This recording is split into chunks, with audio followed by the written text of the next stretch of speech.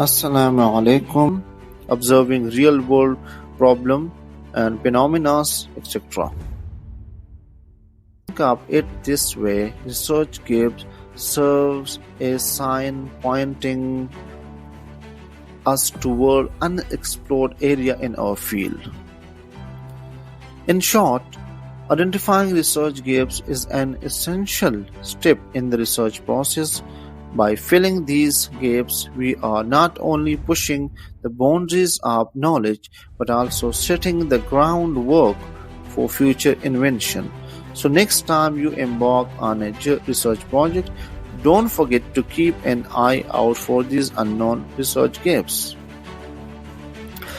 Thanks for joining us today. If you found this video helpful, be sure to like, share, and subscribe to our channel for more educational content on research methodology and academic writing.